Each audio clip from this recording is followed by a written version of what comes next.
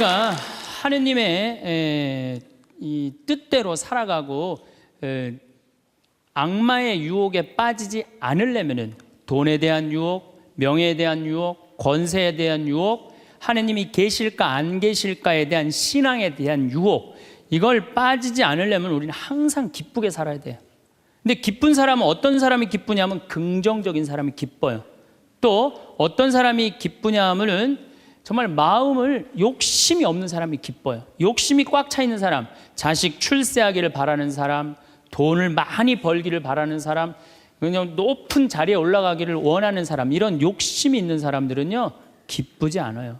마음을 완전히 비우고 오늘 하루를 즐겁게 사는 사람. 여러분들 영어로, 내가 좀 유식한 말을, 영어로 선물이 뭐냐면은 프레젠트예요. 근데 오늘이라는 뜻도 영어로 프레젠트예요. 오늘은 하느님이 주신 선물이에요. 오늘은 과거, 지나간 과거 여러분들 묻지 마세요. 아무리 과거를 돌이키려고 해도 과거는 돌이킬 수가 없는 거예요. 과거에 연연하는 사람들 우울증에 걸려요. 그 다음에 미래에 대해서 미리 걱정하지 마세요. 여러분들이 아무리 걱정해봤자 여러분들이 걱정하는 게 95%는 일어나지 않을 거래요. 전혀 일어나지 않을 것에 쓸데없는 걱정을 하고 있는 거야. 제일 중요한 건 오늘을 즐겁게 사는 거야. 밥 3끼 먹고 눈 콧구멍 2개 있는 게 얼마나 여러분들 감사한 줄 아세요? 콧구멍이 얼마나 2개 있는 게 감사하냐면은, 눈 2개 있는 것도 감사하지만 콧구멍 2개 있는 게 얼마나 감사하냐면은, 이 콧구멍이요, 숨을요, 이 냄새를 맡는데요, 한쪽만 4시간을 맡는 거예요. 그리고 4시간이 딱 지나고 나면 한쪽이 교대를 해요. 반대쪽이 냄새를 맡는 거예요. 만약에 김치찌개 동시에 2 콧구멍으로 다 맡으면 기절해.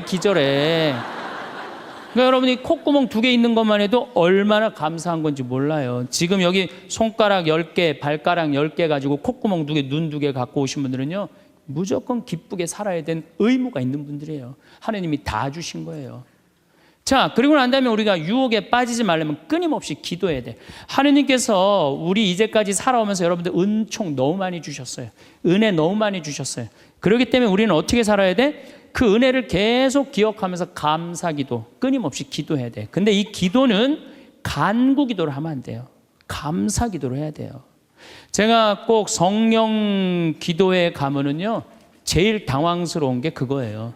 내가 성령 기도에 가면은 할머니들이, 신부님 골이 아파요, 무릎이 아파요, 허리가 아파요, 안수기도 해달라는 거예요. 근데 저는 신부 될 때 이 제단에 엎드려서 하느님한테 2가지를 청했어요. 하나는 강론 잘하게 해달라고.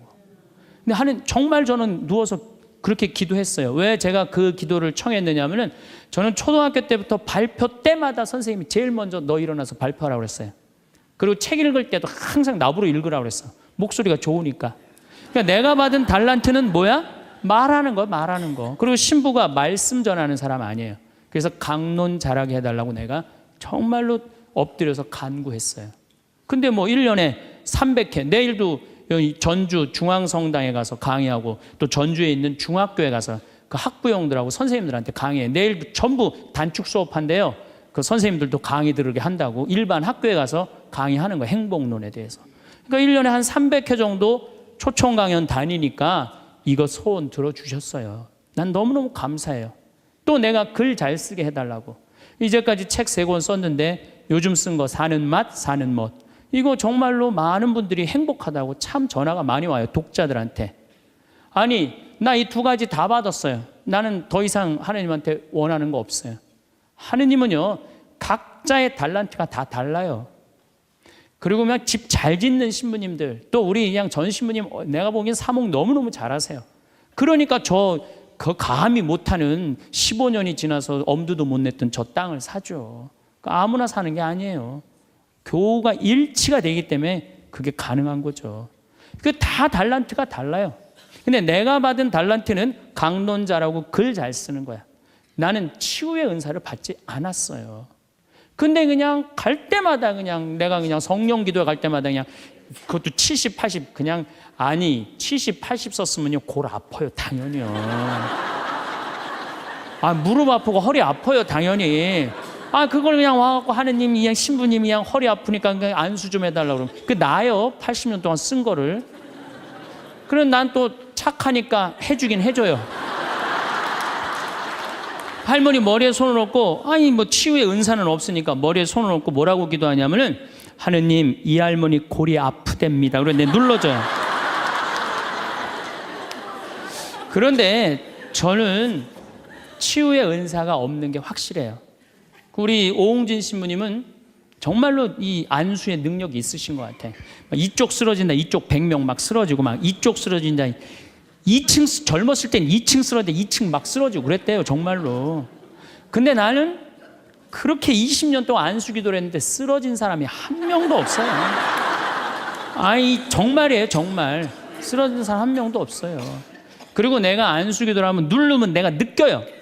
내 손에서 아무것도 안 나가는 게 느껴요, 누르고 있으면. 뭐가 나와야지 눌러줄 거 아니야. 뭐가 나와야지.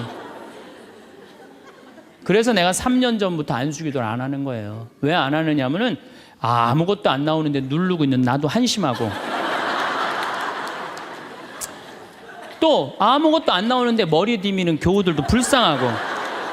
그러니까 서로 편안하자 이거예요. 내가 내일 모레 대전 대화동 성당에 강의를 가는데 신부님이 너무 고맙더라고. 아주 목소리가, 나 아직 얼굴을 못 뵀는데 신부님이 그러더라고. 저녁에 강의 끝나고, 이제 여기는 내가 미사를 하고 강의를 시작했지만 거기는 강의가 끝나고 미사를 봉헌한대요.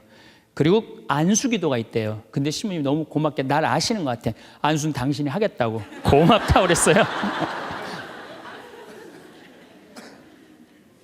어쨌든 하여튼 제가 재작년에 2009년에 미국 북동부 성령 대회가 있어요.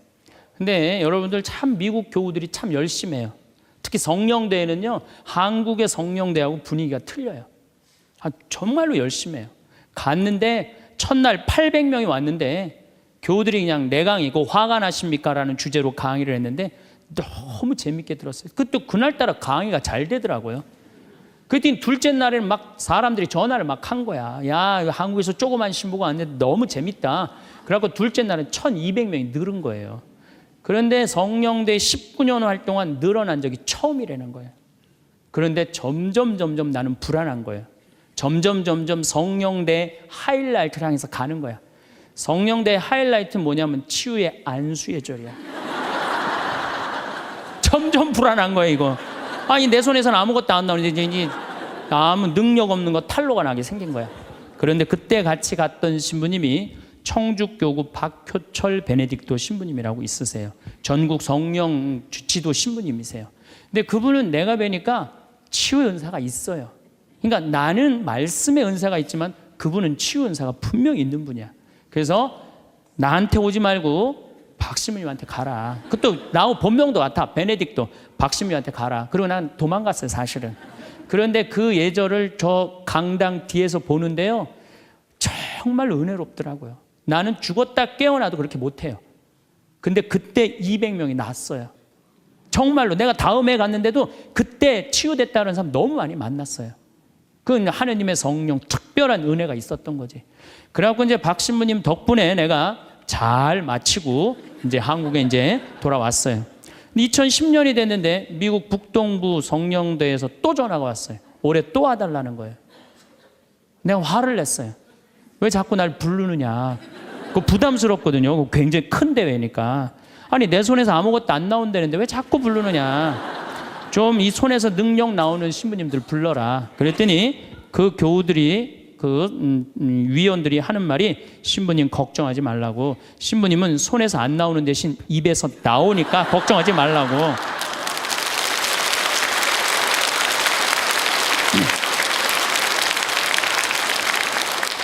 아, 그러느냐? 그렇다면 내가 가겠다. 그리고 이제 작년에 내가 또 북동부 성령대를 갔어요. 갔는데 그때 같이 갔던 신부님은 누구냐면은 우리 수원교구의 한연음 다니엘 신부님이 같이 갔어요. 이분 또 만만치 않게 영적으로 깊은 분이잖아요. 근데 이제 신부님이 먼저 강의를 가는데 갑자기 내 앞에 무릎을 꿇는 거예요. 나한테 안수기도를 해달라는 거예요. 아니, 내가 새카만 후배고 정말 내가 존경하는 선배 신부님이에요. 근데 갑자기 무릎을 꿇더니 나한테 안수기도를 해달라는 거예요. 아니, 교우도 안 해주는 판국에, 아니, 하느님하고 성모님한테 정말 완전히 미쳐갖고 오로지 기도만 하는 신부님, 그분 성소하고 성물도가 너덜너덜해요. 같이 들어. 내 성소도 깨끗하고 성물도도 깨끗한데 내 거는. 그래서 내가 신부님한테 그래서, 신부님, 저한테 안수기도 받으실 필요 없으시다. 신부님 같이 이렇게 영적으로 깊으신 분이 나같이 이렇게 어린 후배 신부한테 뭐하러 받느냐, 그냥 들어가셔라. 근데 신부님이 하시는 말씀이 나는 황 신부한테 기적을 바라는 게 아니다. 사제의 축복을 받고 싶다. 또 이거 또 어떻게 안 해줄 수 있어? 그래서 그냥 떨리는 마음으로 신부님 머리에 손을 얹었어요. 근데 내가 깜짝 놀랐어요. 이게 내 손에서 안 나오다 보니까 신부님 머리에서 나오더라고.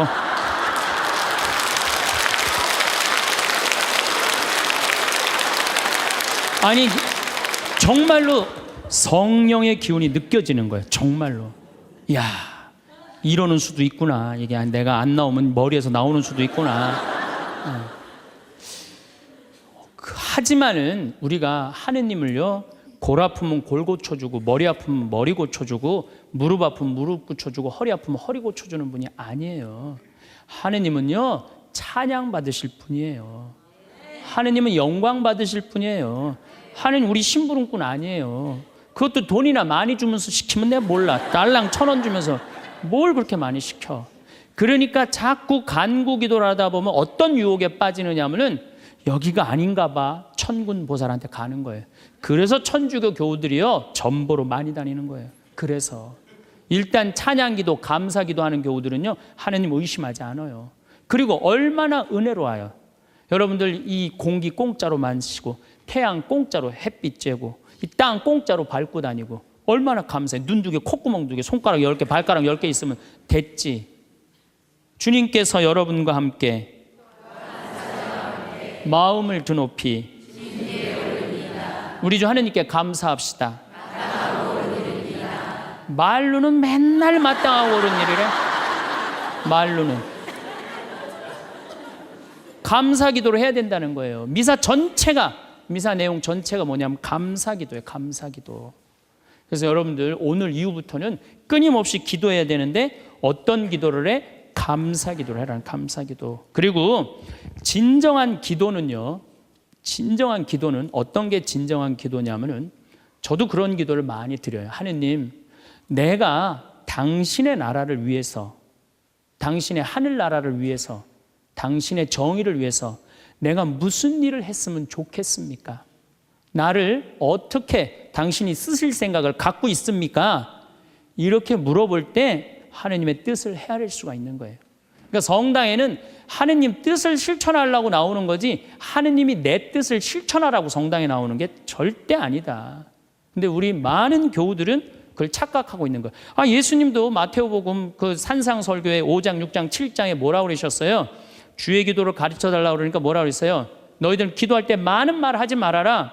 하늘에 계신 우리 아버지 이름이 거룩히 빛나시며 아버지의 나라가 오시며 아버지의 뜻이 뭐라고 그래요? 하늘에서와 같이 땅에서도 이루어지소서. 그렇게 기도하라고 그랬잖아요. 근데 우리는 그냥 성당에 나와서 계속 내 뜻만 계속 어필하는 거예요. 더욱이 여러분들 예수님하고 친해요, 안 친해요? 친하지도 않으면서 그냥 계속 이것이 해줘라. 여러분들 이 생각 해봐요. 정말 친한 친구가 와서 부탁하면은 들어줘요, 안 들어줘요? 힘들어도 들어줘요. 내가 좀 고통스럽더라도 그걸 나눠줘요. 생전 본 적도 없는 친구가 와서 딱 오더니 1,000원 주더니, 야, 내가 정말로 필요한 게 있는데 나 좀 도와줘라. 도와주고 싶어요, 안 도와주고 싶어요? 도와주고 싶지가 않다는 거예요. 그래서 여러분들 기도는 뭐냐면 일단은 예수님하고 친구 되기 위해 하는 거예요. 예수님하고 대화하는 거예요. 대화를 해서, 예수님, 당신이라면은 이 땅을 사겠습니까? 안 사겠습니까? 당신이라면은 이 지금은 이 무슨 요즘 무슨 그 제2금융권 막 이자 막 100%, 200%, 막 1000% 하는 사람들 있잖아요. 내가 만약에 예수님이라면 과연 그런 걸 할까? 그 사람도 얼마나 고통스러운데. 내가 예수님이라면은 내 아이를 어떻게 키울까? 내가 예수님이라면은 내 남편한테 어떻게 할까? 내가 예수님이라면은 아내한테 어떻게 할까? 내 아내한테 어떻게 할까? 이걸 물어보려고 기도하는 거예요. 그래서 기도라는 것은 간구 기도가 기도가 아니야. 그래서 난 묵주기도, 구일기도 보면 딱 지향 하나 두고 그냥 기립다 기도하는데 난 정말로 마음이 아파요. 묵주기도는, 저는 요즘 묵주기도 드릴 때, 오늘도 내가 묵주기도 5단을 바치면서 연옥에 있는 영혼들 구원해달라고 기도했어요. 왜냐하면 성모님이요, 그렇게 기도하라고 그랬거든요. 우리 그냥 계속 연옥을 위한 기도, 그 다음에 뭐 터키에서 지금 고통받는 사람들, 뭐 이런 정말 죄인들, 이런 사람들은 생전 기도하지 않고 그냥 대학 입시, 그냥 뭐 수능 잘 보게 해주고, 그냥 당 팔리게 해주고, 애 생기고 해주고, 이런 기도는 자꾸 하느님하고 멀어질 수도 있다는 얘기예요. 그걸 다 들어주지 않으세요, 하느님이. 어떻게 다 들어줘요? 내가 할 일이 있는 거지. 또 기도는 예수님의 말씀을 음미할 때 기도가 즐거워요. 예수님 묵상할 게 너무 많지 않아요? 예수님에 대해서 나는 예수님 말씀 중에 내 눈 속에 있는 들보는 보지 못하면서 남의 눈에 있는 티끌을 빼주려고 그러느냐. 자기 눈에는 들보는 못 보고 남의 눈에 티끌. 이거 내가 살아오면서 나도 그렇겠지만은 정말로 많이 봐요, 우리가. 그래서 나의 잘못, 나의 험, 나의 약점, 이거를 항상 볼 수 있도록 노력해야 되는데 우린 그런 걸 안 해요. 예수님 말씀 틀린 말 하나도 없어요. 사람이 안식을 위해서 있는 것이 아니라 안식일이 사람을 위해서 있는 것이다. 이것도 얼마나 멋있어요. 저는 요즘 오늘 뭐 국회 통과했다고 그러더라고요. FTA. 근데 난 판단이 안 서요. 왜냐하면 이거 FTA 누가 시작했냐면 노무현 대통령이 시작했어요. 그때는 한나라당이 쌍수를 들고 반대했어요. 그때는 이번에는 이명박 대통령 FTA 하니까 이번에 민주당이 쌍수를 들고 반대했어. 나는 누가 옳은지 구분이 안 돼. 그러니까 믿음이 안 가는 거예요. 믿음이 안 가는 거예요. 나는 정말로 사람을 위한 일이 뭔가, 예수님이 과연 어떤 의미에서 이런 말씀을 했는가, 참 묵상할 거리가 너무 많죠. 또 너희들 무엇을 먹을까, 무엇을 입을까, 무엇을 마실까 걱정하지 말아라. 하늘에 나는 새도 다 먹여줄 거다. 그리고 내일을 걱정하지 마라. 내일 걱정은 내일이 할 것이다. 그날 고생은 그날로 충분하다. 여러분들 오늘 하루 종일 일하고 여기 오신 분들 많으시죠? 얼마나 피곤해. 가서 씻고 누워서 그냥 쉬고 싶은데 여기까지 온 분, 예수님, 내가 지금 예수님 이 자리에 있으면은 이 말 하고도 남았을 것 같아. 너희도 오늘 고생으로 충분한데 내일 걱정하지 말아라. 내가 다 알아서 해줄게. 예수님 분명히 그랬을 거예요. 이 말씀을 내 마음 안에 살아 움직일 때 여러분들은 진리가 너희를 자유롭게 하리라 처럼 정말로 자유롭게 살 수 있어. 근데 예수님 말씀이 하나도 없어. 그냥 성서 하나 붙잡고 하루 종일 묵상해 본 적도 없고 일주일 내내 묵상해 본 적도 없어. 그냥 성서를 읽은 적도 없어. 그러면은 여러분들은 기도가 어려운 거예요. 점점 기도하는 방법을 잃어버리는 거예요. 고생하며 무거운 짐을 진 너희는 모두 나에게 오라. 내가 너희에게 안식을 주겠다. 얼마나 내 멍에는 가볍다. 얼마나 좋아요. 예수님 말씀을 가만히 묵상해 보면은요, 다 위로의 말이야. 내가 너를 너무 사랑하니까 걱정하지 마라. 내가 있는데 뭐가 그렇게 걱정이 많으냐. 전부 그런 내용이에요. 함께 하겠다. 내가 너희와 함께 하겠다. 나는 너를 이제 종이라 부르지 않고 뭐라고 부르겠다? 벗이라고 부르겠다. 예수님 행하신 행적을 봐요. 가난한 사람, 팔 하나 없는 사람, 눈 먼 사람, 귀 먼 사람, 나병으로 고생하는 사람, 또 죄 속에 있는 죄녀, 창녀, 가늠한 여인, 이 세상에 오셔서 그런 버림받고 고통받는 이들 속에서 사시다 가셨잖아요. 그분 삶을 가만히 이렇게 드라마를 보듯이 쫙 보면은 이거 끊임없이 기도할 수 있어요. 해도 끝이 없어. 예수님의 삶을 묵상한다는 게. 그러면은 그 안에서 예수님과 하나 되면은요, 그 다음 단계, 더 높은 단계의 기도를 할 수 있어요. 근데 맨날 이거 달라, 저거 달라, 요거 해달라, 저거 해달라 그러면요, 그 사람은 깊이 신앙생활을 할 수가 없어요. 그럴 것 같아요? 안 그럴 것 같아요? 그렇죠? 그러니까 오늘 이후부터는 간구기도 하지 마세요. 이미 너희들 필요한 거 하느님 아버지가 이미 알고 있다. 그러시지 않으셨어요? 예수님이 그러셨거든요. 예수님 말씀은 되씹으면 되씹을수록 깊은 맛이 나요. 그래서 기도라는 건 뭐냐면 영적인 하느님을 느끼는 거예요. 영적인 하느님을 느끼는 거. 자, 우리가 기도가 구송 기도가 있다고 그러죠? 그 다음에 무슨 기도가 있어? 묵상 기도가 있죠? 그 다음에 무슨 기도가 있냐면 관상 기도가 있어. 관상 기도. 그 다음에 이제 어려운 단계로 넘어가면 일치의 기도가 있어요. 그게 무슨 기도냐면은 성당에 앉아서 하느님을 느끼는 거예요. 온 우주에 시편 19편 그 말도 소리도 비록 이야기 없어도 온 세상으로 퍼져나간다는 하느님을 느끼는 거야. 그러면은 성당에 1시간 앉아 있어도 1분 지나가는 것처럼 후딱 지나가요. 어떨 때는 3시간도 후딱 지나가요. 하느님을 느끼는 거냐. 이 말씀이 이제 넘어서서는 온 우주에 꽉 차 있는 하느님을 느끼는, 살아있는 현존하시는 하느님을 느끼는 거야. 그런 하느님을 느끼다 보면은 이제 성인들이 이제 그 다음엔 어느 단계로 가요? 탈원 상태 가는 거. 온전히 하느님을 느끼는, 희열을 느끼는 거죠. 세상 아무것도 필요 없어. 돈도 명예도 권세도 아무것도 필요 없어. 내 하느님만 내 안에 살아있다면 모든 게 행복한 거야. 그래서 끊임없이 기도하면은 악마의 유혹에 넘어가지 않는다는 거예요. 그래서 여러분들은 이제 제가 제일 걱정인 게 50살 되신 분들 60년 남았어요. 아니 어제 발표 나왔잖아요. 2040년에 평균 연령이 몇 세라고? 90살이에요. 그럼 여러분들 지금 50살 되신 분들 2040년이면 몇 살이냐 하면은 80살이에요. 80살이면 그때 가면은 또 늘어날 것 같아요? 안 늘어날 것 같아요? 또 늘어나요. 그래서 110살이에요. 그러면은 남은 60년 동안 내가 영적인 인간으로 살 거냐, 육적인 인간으로 살 거냐, 늙어서 어떻게 할 거야? 힘도 없는데 기도라도 열심히 해야지. 그래서 제일 좋은 기도는 뭐냐면은 제가 여러분들한테 청하는 건 뭐냐면은 기도 공동체 단위라는 거예요. 제가 프랑스 떼제 공동체에 가서 일주일 동안 기도를 했는데요. 3,000명씩 와요. 일주일에. 월요일부터 주일날 전심 때까지 모여서 아침 기도, 낮 기도, 저녁 기도, 그 다음에 미사. 똑같아 일주일 내내. 그런데 성당에 다니든 안 다니든 3,000명. 많이 올 땐 여름엔 3만 명이 와요. 근데 우리나라는 아직 그런 데가 없어. 일주일 내내 모여서 기도하는 데가 없어. 그래서 내가 이제 평창을 이제 내년부터 이제 시작을 할 거예요. 그래서 토요일 날 저녁에는 또 우리 부관장 신부님이 너무 노래를 예쁘게 잘해. 그래서 이제 떼제 기도를 시작을 했어요. 그래서 이제 기도하는 그런 공동체를 만들어서 여러분들도 삶에 지쳤을 때 와서 일주일 동안 60살쯤 돼갖고 일주일 정도 와서 기도하고 가면 얼마나 좋겠어요. 그렇죠? 그러니까 그런 공동체를 많이 믿는 사람들이라면 찾아다니라는 거예요. 영적인 세상을 위해서 시간을 투자하고 마음을 투자하라는 거죠. 그래서 신부님 끊임없이 기도하는데 제일 좋은 게 뭡니까? 미사 참여예요. 첫 번째 좋은 건 미사 참여. 미사 참여 1년 내내 평일 미사 다니시는 분들은요 말할 수 없는 마음 안에 기쁨이 있어요. 1년 내내 미사 안 빠지시는 분들 제가 말씀드리는 거 무슨 말인지 아시죠? 그 시간이 얼마나 좋아. 조용하고 이 성당 안이 얼마나 세상하고 완전히 단절된 거 아니야. 그 시간만은. 그리고 예수님하고 하나 되는 시간이잖아요.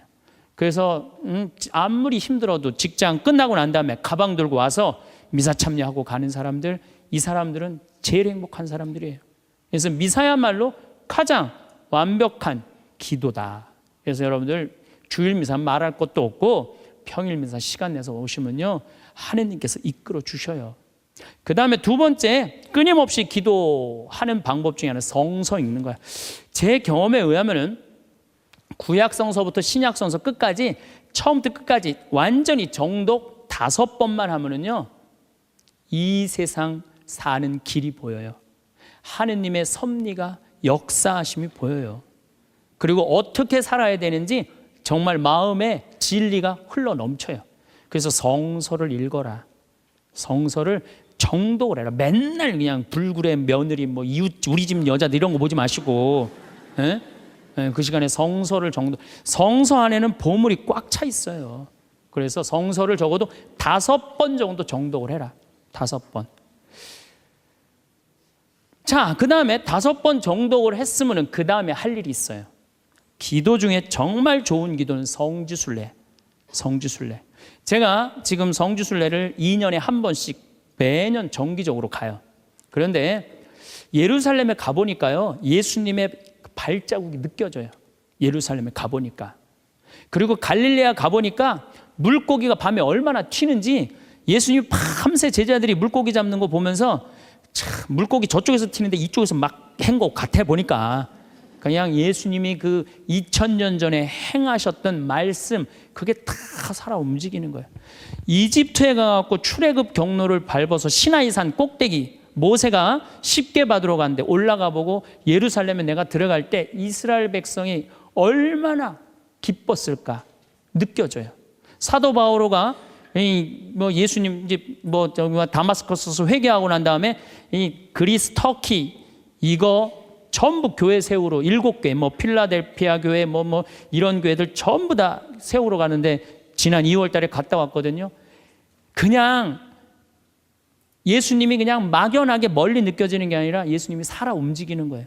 그래서 여러분들 성지순례 참 중요한 거. 물론 우리나라 안에도 좋은 성지들이 너무 많아요. 우리 성인들이 얼마나 예수님을 사랑했는지. 그러니까 시간 되면은 돈 모아서 제일 남는 거, 가장 적은 돈으로 가장 최고의 효과를 낼 수 있는 건 성지순례.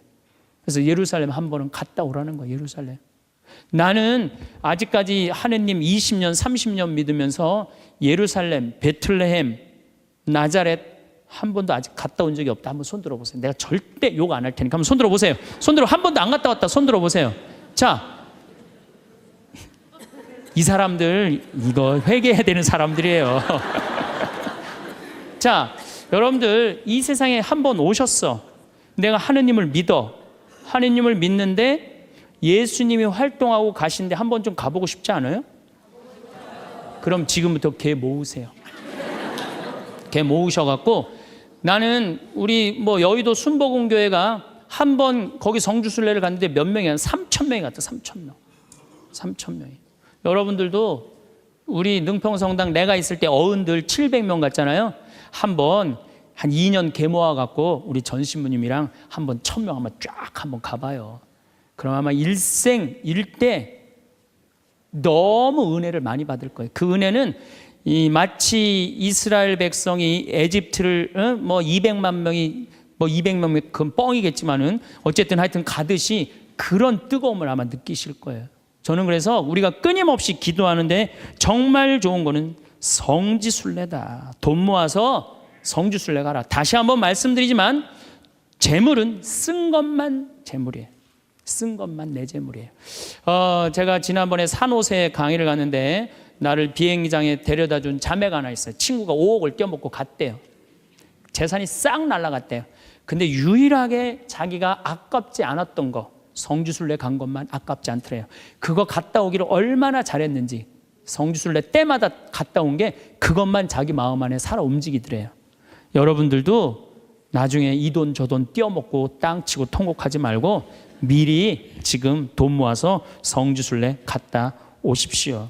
그리고 묵주기도 우리가 가장 쉽게 할 수 있는 기도예요. 누워서도 할 수 있고 반신욕하면서도 할 수 있고 걸어가면서도 할 수 있고 묵주기도도 성모님 말씀대로 죄인들의 회개를 위해서 영혼들의 고통 덜어주기 위해서 그 기도가 저는 묵주기도 중에 가장 아름다운 기도라고 생각을 해요. 그래서 우리의 기도를 불쌍한 영혼들이 많이 기다리고 있으니까 그런 지향을 두고 그냥 수능 잘 보게 해주고 애 생기게 해주고 월세 나가게 해주고 땅 팔리게 해주고 그런 기도하지 마시고 이렇게 끊임없이 기도하는 사람은요 악마의 유혹에 빠질 시간이 있겠어요 없겠어요? 당연히 없어요. 당연히. 자, 그 다음에 어떤 처지에서든 감사하여라.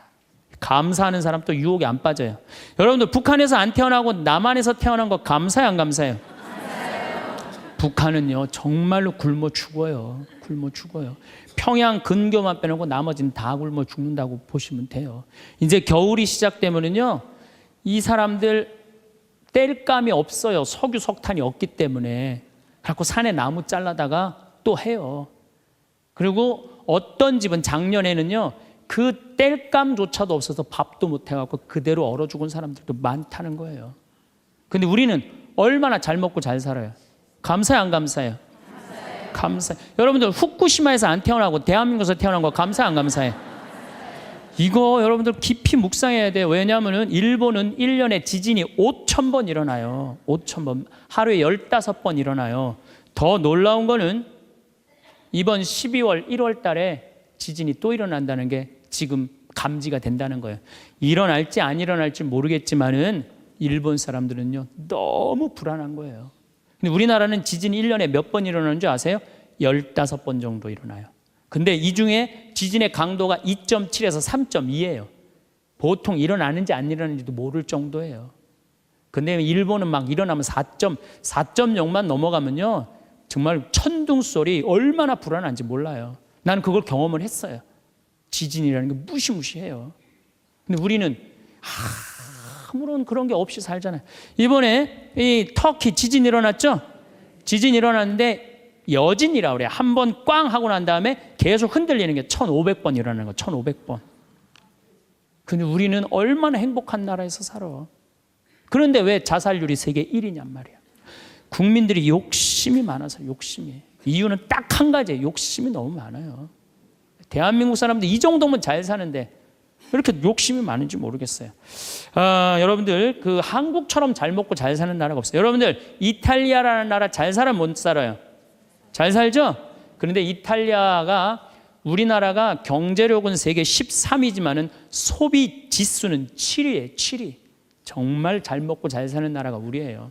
내가 뭐 예전에 방송에도 한번 말씀드렸지만 우리나라 갈비집에 가보면요, 진짜 잘 먹어요. 갈비 막 먹으러 가면은요, 막 이렇게 한 상 반찬 나와요. 그냥 그 계란찜, 그 다음에 무슨 뭐 단호박 삶은 거, 메추리알, 뭐 그 다음에 무슨 뭐 사라다, 무슨 야채 사라다, 국물 김치, 뭐 별게 다 나와요. 그 다음에 파란 국수 말아서 나와요. 그리고 4명이 하면 4인분 시켜요. 4인분 시키면 그냥 배가 빵빵해. 한국 사람들은 배 빵빵하면 안 돼. 갈비집에 가고 배 터질 때까지 먹거든요. 2인분 더 시켜요. 더 시켜서 먹고 난 다음에 그래도 우린 분이 안 풀려. 그냥 아줌마가 하나 쓱 나와서 이렇게 물어봐요. 냉면을 먹을래? 된장찌개를 먹을래? 그냥 그거 먹고 커피 공짜로 먹는 나라가 어디 있어요? 잘 먹어요. 횟집도 마찬가지예요. 횟집도 일본에 갖고 내가 회 정식 시켰는데 회가 딱 2점 나왔어요. 이게 맛백인가 보다 그러고 홀딱 먹었어요. 아무리 기다려도 회가 안 나와요. 왜 안 나오냐니까 그게 다라는 거예요. 우리나라는 횟집에 가면 뭐부터 나와요? 씻기다시 나오죠? 개불, 멍게, 해삼, 전복, 낙지, 꽁치 소금에 구운 거, 미역국, 조개탕, 별게 다 나와요. 그리고 그냥 또 회가 나오면 그냥 한 50점 나와요. 배는 꽉 찼는데 50점이 또 나와. 어떻게? 먹는 방법이 있어요. 상추에다가 회를 올려요. 그 다음에 마늘하고 고추하고 된장을 찍어갖고 상추를 동그랗게 말아요. 그 다음에 목구멍으로 밀어 넣는 거예요. 보면 계속 목구멍까지 찼어. 그래도 분이 안 풀려. 어떻게 하느냐면은 매운탕 또 시켜 밥 한 그릇 또 해갖고. 그런데도 왜 자살률이 세계 1위냔 말이에요. 왜 15,400명이 죽냔 말이에요. 1년에 하루에 42명씩 자살을 하냔 말이에요. 왜? 1시간에 2명씩 지금 뛰어내려서 죽고 있어요. 우리나라에. 욕심이 너무 많아서 그래요. 이 정도면 잘 살지 않아요? 이 정도면 잘 살지 않아요? 여러분들 우리 여기 할머니들 1959년에 우리나라가 UN 120개 국가 중에 GNP가 몇 위였느냐면 119위였어요. 1959년에. 꼴등이야, 꼴등.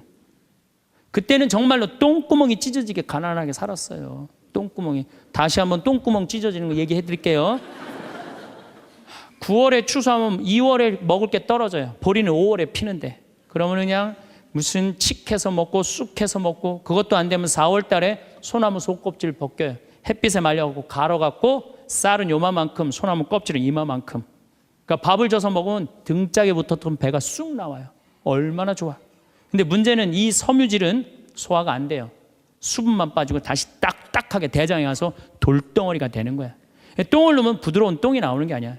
이 돌덩어리가 나오는 거야. 그러니까 이 돌덩어리를 빼내니 집집마다 뒷간에서 똥구멍 찢어지는 소리가 그냥 이 집 저 집에서 막 나는 거예요. 그게 1959년에 있었던 일이에요. 1959년. 그런데 불과 60년 만에 이렇게 잘 살 수가 없어요. 이렇게 잘 살 수가 없어요. 여러분들, 저는 요즘 그리스 보면서요, 정말로 내가 대한민국 사람이라는 게 얼마나 자랑스러운지 몰라요. 그리스라는 나라는 지금 BC 526조에 BC 526조. 그런데 이거 그리스라는 나라 우리나라보다 훨씬 못 살아요. 우리나라보다 30이야. 경제 규모가 3분의 1밖에 안 되는 나라예요. 그리스라는 나라가. 그런데 이 나라가 전부 빚 갖고 사는 거, 빚 갖고. 애 셋 낳으면 일 안 해도 돼. 애 셋 낳으면 다 우유값까지 다 나와요. 양육비 다 나와. 대학 들어가갖고 뭐 3년, 4년, 뭐 1학년 다니다가 2학년 다니기 싫어하고 10년 후에 들어가면 그때도 공짜야. 끝날 때까지 공짜예요. 뭐 갖고? 빚 갖고. 그래갖고 좀 이제 이 빚이 이렇게 나라 빚이 많으니 허리띠 좀 졸라 매자 그랬더니 내 연금은 못 깎는다. 맨날 데모하는 거예요. 그 다음에 막 정부 기관에 그냥 저기 막 전기 끊고. 그게 저러고 있는 거예요. 지금 아직도. 근데 우리나라는 1997년에 IMF 터졌을 때 어땠어요? 국민들이 전부 뭐 했어요? 금 모았잖아요. 금. 내가 그래서 여러분들 마지막으로 금 모으기 운동이 우리가 얼마나 대단한 건지 지금부터 잠깐 읽어 드릴 테니까 한번 이게 누가 쓴 거냐면 이름도 무지 어려워요. 슝홍빙이라는 중국 사람이 쓴 거예요. 이게 베스트셀러예요. 냉전 시기 미국의 맹방이던 또 하나의 나라 한국은 금융위기가 닥치자 미국의 구원에 손을 내밀었다. 한국 사람들은 미국이 그토록 단호하게 거절하리라고는 꿈에도 생각하지 못했다. 우리가 도와달라고 그랬는데요. 싹 거절했어요. 월가를 대표하는 재무부는 끝까지 반대했다. 심지어 올브라이트가 경제학을 모른다고 비난하기까지 했다. 결국 클린턴 대통령은 재무부에 손을 들어주었다. 여기서 그 다음에 중요한 얘기가 나와요. 재무장관 로버트 루빈이 보기에 이번 위기야말로 한국 경제의 빗장을 열어젖힐 절호의 기회다. 그러니까 이제 IMF 때 우리나라에 들어와서 기업 다 먹을 기회다. 이 얘기예요. 그는 구원을 청하는 옛 맹방인 한국을 과거보다 훨씬 가혹한 조건으로 대하라고 지시했다. IMF는 미국 재무부의 압력 아래 한국의 원조 조건에 온갖 가혹한 조건을 덧붙였다. 그래서 우리나라가 얼마나 고통스러웠어요. 한국이 즉시 미국의 유리한 조건으로 미국과의 모든 무역 마찰을 해결할까지 포함했다. 그동안 마찰이 많은데 미국한테 다 손들었어요.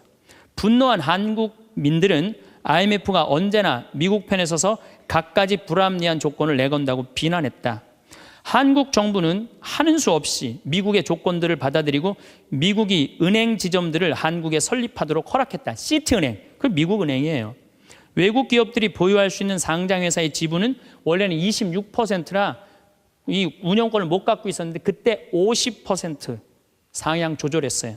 외국인이 개인이 소유할 수 있는 기업의 주식 지분은 7%에서 50%로 늘어났어요. 그래갖고 외환은행 전부 다 론스타한테 뺏긴 거죠. 한국 기업은 반드시 국제회계의 원칙에 따라 했으며 금융기관은 국제회계사무소의 회계 감사를 받아야 했다. 참. 그러나 국제금융재벌들은 한국의 강한 민족성들을 너무 얕잡아 보았다. 한국의 협의를 체결하기만 하면 당장이라도 몰려들어 사냥감을 물어 뜯을 판이었다. 우리나라 현대, 삼성 다 먹을 판이었다는 얘기예요. 그런데 고립무원, 완전히 고립무원의 사면 초가에 빠진 한국인들은 나라를 구하겠다는 일념으로 너도 나도 금모기 운동에 나서서 정부를 도왔다. 이때 금모은 게 21억 달러예요. 한국에 돈 한 푼도 없었을 때. 놀라운 거는 금모기 하고부터는 5억 달러 수출 계속 적자였다가 이때부터 흑자로 전환하기 시작해. 이게 흑자의 출발점이 돼요. 금모기 운동이. 그래서 이걸 극복한 나라예요. 서양의 기업들은 한국 대기업을 거의 하나도 사들이지 못했다. 한국 경제는 가장 어려웠던 1998년 여름의 악몽에서 완전히 빠져나올 수 있도록 수출을 빠르게 회복했다. 금모기 운동부터 그랬다는 거예요. 국제금융재벌들과 미국 재무부는 공연히 헛물만 켜다가 만셈이 되었다. 뿐만 아니라 한국으로 하여금 정부가 경제를 주도할 절대적인 필요성을 확실히 깨닫게 해줬다. 마이크로소프트가 한국 최대의 소프트웨어 기업을 삼키려는 시도도 물 건너 갔어요. 그러니까 미국 애들이 그때 한국 다 살라고 그랬어요. 근데 그것도 못 샀고 8개의 한국 지방 소프트웨어 기업들에게 그 몫이 돌아갔다. 다 우리나라 기업들이 다 샀다는 얘기예요. 포드가 기아 자동차를 구입하려던 계획도 빗나가 버렸다. 그때 기아가 망했거든요. 근데 빗나가서 우리가 금 모아서 현지 기업이 포드의 꿈을 현대가 구했죠. 꿈을 보기 좋게 꺾어준 것이다. 이렇게 우리나라가 그 IMF를 벗어난 민족이야. 그런데 이렇게 대단한데 아니 정치를 보면은 사회를 보면 한국이 현찮다고 그래. 내가 보기에는 한국이 대단한데 얼마나 대단해요. 그리스하고 우리나라하고 정반대 아니에요. 그래서 이 IMF를 넘어서서 지금 이렇게 우리가 전 세계가 지금 금융위기를 겪고 있잖아요. 지금 그리스, 이탈리아, 스페인, 프랑스 다 무너지고 있잖아요. 근데 우리나라는 아직도 경쟁력이 있다는 거예요. 이렇게 대단한 사람들이 모여 살아갖고 우리나라 이름이 대한민국이에요.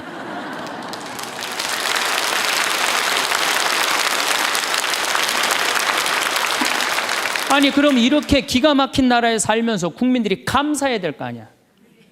감사는 온데간데 없고 원망, 비난 맨날 이런 것만 있어요. 그러니까 국민들이 안 행복한 거야. 그래서 나는 사도 바오로가 항상 기뻐하여라, 끊임없이 기도하여라, 어떤 처지에서든 감사하여라. 이것이 우리 주 예수 그리스도를 통하여 드러내신 하느님 아버지의 뜻이다. 그러니까 여러분들 신앙생활하는 사람은요 어떻게 해야 돼? 항상 기뻐하고 끊임없이 기도하고 어떤 처지에서든 감사해야 되는데 대한민국 처지는 괜찮다. 여러분, 잠시 눈을 감고 생각해 보세요. 당신의 현재 모습은 어떤가요? 활기차고 행복한 모습인가요? 아니면 우울하고 고독한 모습인가요? 안타깝게도 최근 많은 60대 노인들이 우울증으로 고통받고 있다는 소식이 들려옵니다. 오늘 우리는 이 심각한 문제에 대해 이야기를 나누고자 합니다. 왜 이런 일이 벌어지고 있을까요? 그리고 우리는 이 문제를 어떻게 해결할 수 있을까요? 그래서 오늘은 60대 노인들의 우울증에 대해 깊이 있게 들여다보고 이를 극복할 수 있는 방법들을 함께 모색해 보려고 합니다. 먼저 우울증의 실태부터 살펴보겠습니다. 국민건강보험공단의 최근 통계에 따르면 60대 이상 노인 중 우울증 진단을 받은 비율이 5년 전에 비해 20% 이상 증가했다고 합니다. 이는 매우 심각한 수치입니다. 그렇다면 왜 이런 일이 벌어지고 있을까요? 원인은 다양하지만 크게 5가지로 나눠볼 수 있습니다. 첫째, 은퇴로 인한 정체성 상실입니다. 많은 분들이 직장에서 은퇴한 후 나는 누구인가? 라는 질문에 답하기 어려워합니다. 평생 일해온 직장에서 벗어나면서 자신의 존재 가치에 대해 의문을 품게 되는 것이죠. 서울에 사시는 65세 김철수 씨는 이렇게 말씀하십니다. 40년 넘게 회사를 다니다 은퇴하고 나니 갑자기 하는 일이 없어졌어요. 매일 아침 일어나면 뭘 해야 할지 모르겠더라고요. 그때부터 우울한 기분이 들기 시작했죠. 둘째, 경제적 불안정입니다. 은퇴 후 수입이 줄어들면서 경제적 어려움을 겪는 분들이 많습니다. 특히 노후 준비가 충분하지 않은 경우 이러한 불안감은 더욱 커집니다. 셋째, 건강 악화입니다. 나이가 들면서 여러 가지 만성 질환이 생기고 신체 기능이 저하되는 경우가 많습니다.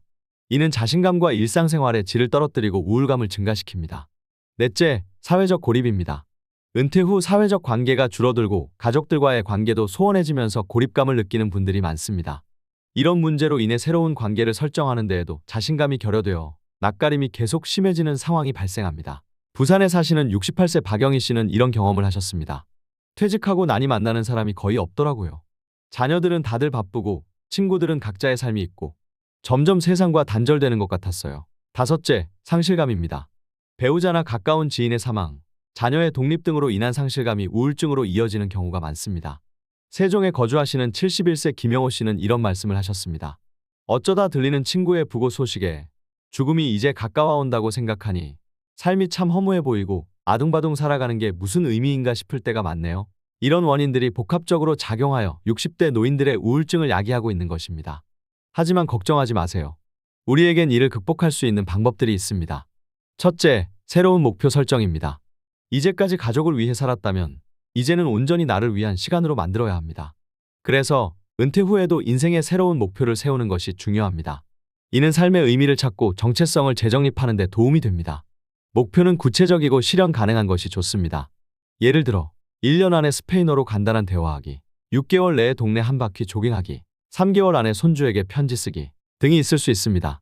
이런 목표들은 성취감을 주고 삶의 방향성을 제시합니다. 대전에 사시는 70세 이종민 씨는 은퇴 후 도자기 공예를 배우기 시작했습니다. 처음에는 시간 때우기로 시작했는데 지금은 제 인생의 새로운 의미가 되었어요. 작품을 만들 때마다 성취감을 느끼고 전시회도 열면서 새로운 꿈을 꾸게 되었죠. 내년에는 개인전을 열 계획입니다. 목표를 세웠다면 이를 달성하기 위한 계획을 세우고 주변 사람들에게 알리세요. 이는 책임감을 높이고 지지를 받는 데 도움이 됩니다. 둘째, 규칙적인 운동입니다. 운동은 신체 건강뿐만 아니라 정신 건강에도 매우 중요합니다. 매일 30분 이상 걷기만 해도 우울증 예방에 큰 도움이 됩니다. 인간은 본래 움직이기 위해 태어났다고 얘기할 정도로 움직임에 의해 뇌가 반응하는 동물입니다.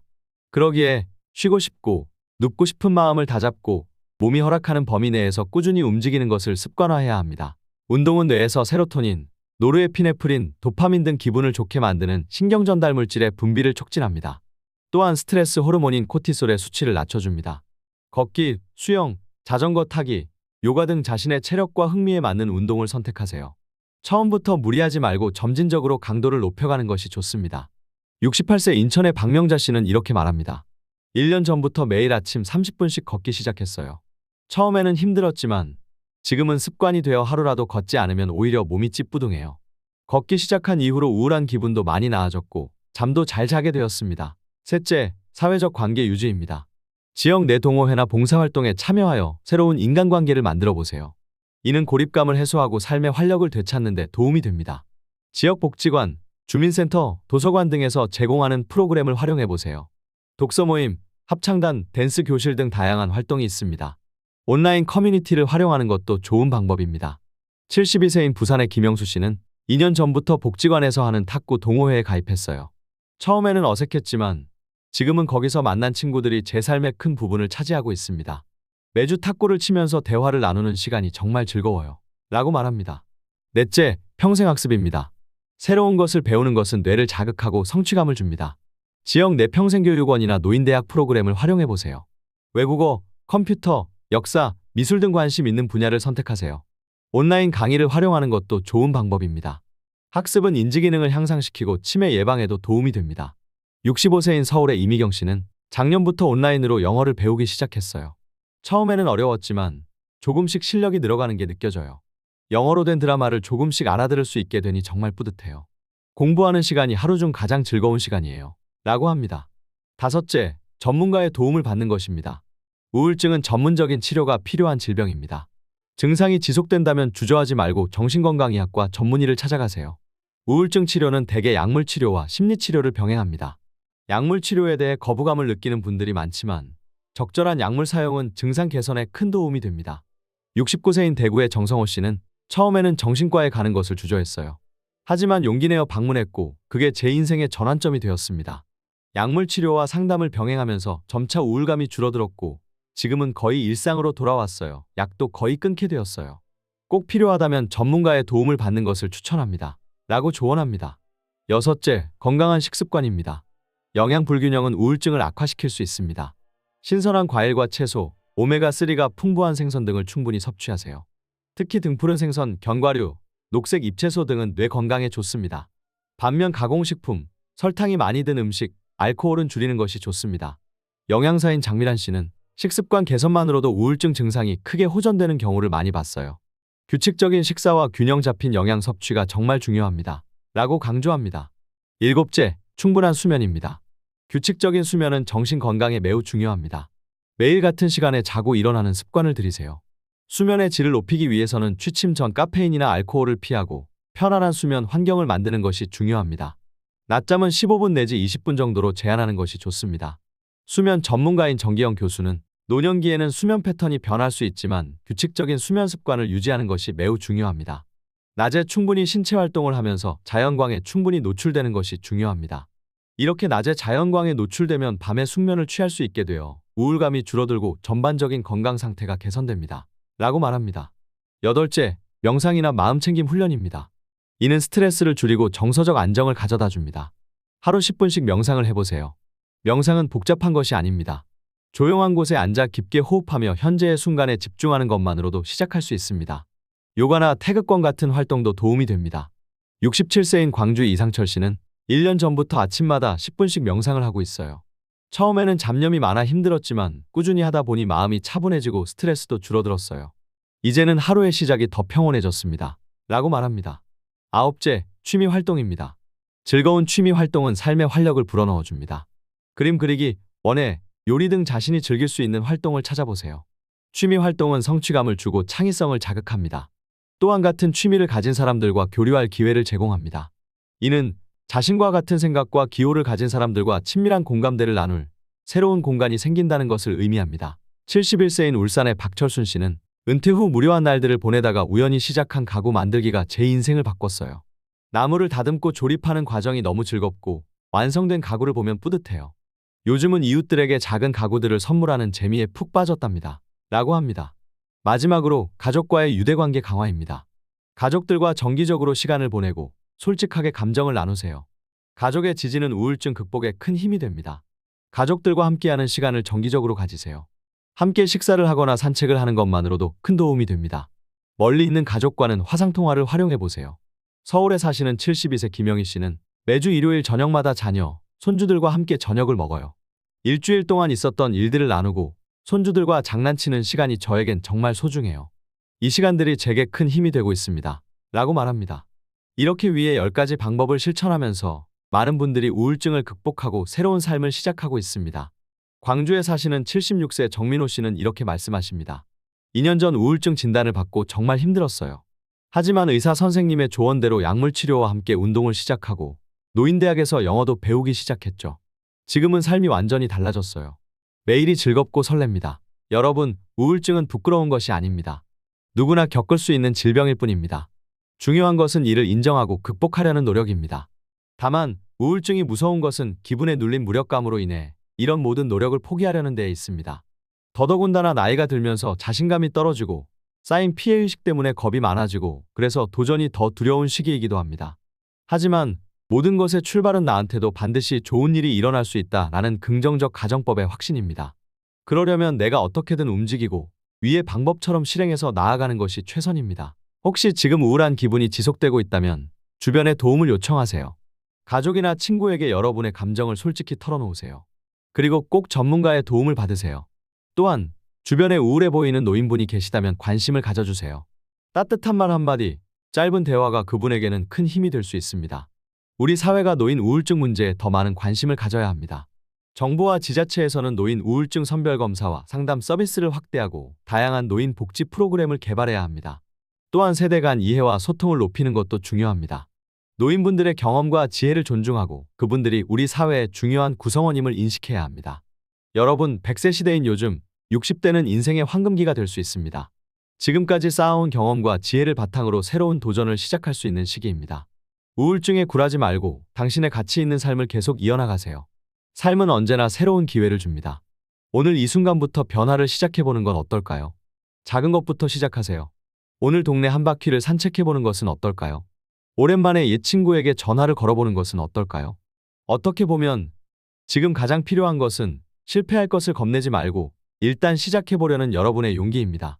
과감하게 변화를 주셔서 실행하시고 설사 주책이라는 소리를 들어도 즐기시길 바랍니다. 우리 모두가 행복하고 건강한 노년을 보낼 수 있기를 진심으로 바랍니다. 여러분의 남은 인생이 지금까지의 인생보다 더욱 풍요롭고 의미 있기를 응원하겠습니다. 이 영상이 여러분께 작은 도움이라도 되었기를 바랍니다. 건강하세요. 그리고 항상 행복하세요. 감사합니다.